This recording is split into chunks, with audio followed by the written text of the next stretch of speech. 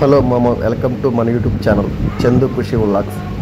Please support మన YouTube channel. ఈరోజు video ఏంటంటే మన చిన్న చేపల కర్రీ అనేది ఎలా రెడీ అయ్యిందో చూడండి. విలేజ్ స్టైల్లో ఫుల్ వీడియో చూడండి ఫ్రెండ్స్, మీకు అర్థమయ్యింది. ఫ్రెండ్స్, చేపలు క్లీన్ చేసుకున్న తర్వాత ఎలా ఉన్నాయి. ఇప్పుడు విలేజ్ స్టైల్లో చిన్న చేపల కర్రీ ఎలా చేయాలో చూద్దాం.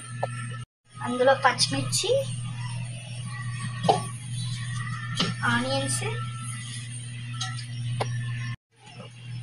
పచ్చిమిరపకాయలు వేసుకున్నాం కాబట్టి కారం మన టేస్ట్కి తగ్గట్టు వేసుకోవాలి. కొంచెం ఎక్కువైనా బాగానే ఉండిద్ది.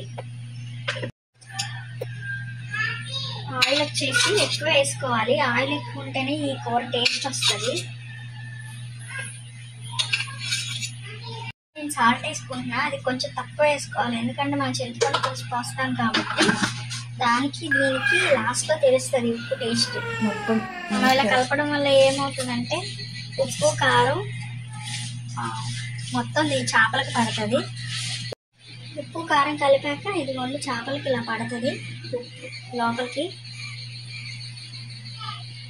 ఇది చింతపండు పులుసు మనం కలిపిన తర్వాత ఎవరి ఇదిని బట్టి వాళ్ళు వేసుకోవాలి. నీళ్ళతో కూడా కలుపుకోవచ్చు, లేదా చింతపండు లాస్ట్లో అయినా వేసుకోవచ్చు. నేను మొత్తం చింతపండు పులుసుతోనే కలిపేస్తున్నాను.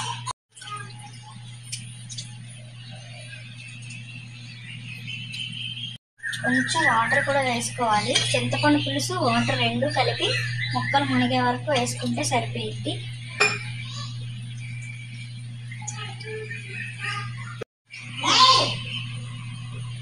మా విలేజ్లో వర్షం పడుతుంది. బయట లొకేషన్ ఎలా ఉందో చూద్దాం.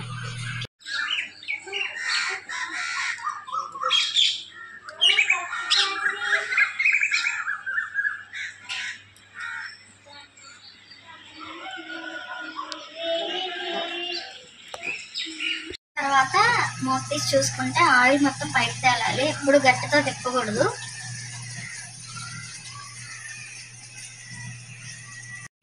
ఒక 10 minutes తర్వాత ఇలా చూస్తే ఆయిల్ మొత్తం పైకి తేలాలి.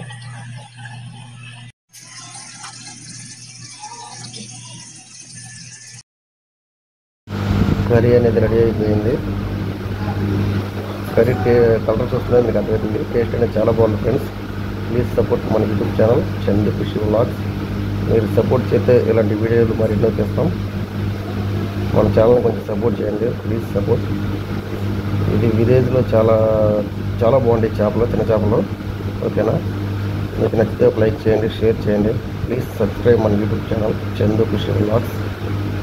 ఓకే మామ, థ్యాంక్ యూ, బాయ్.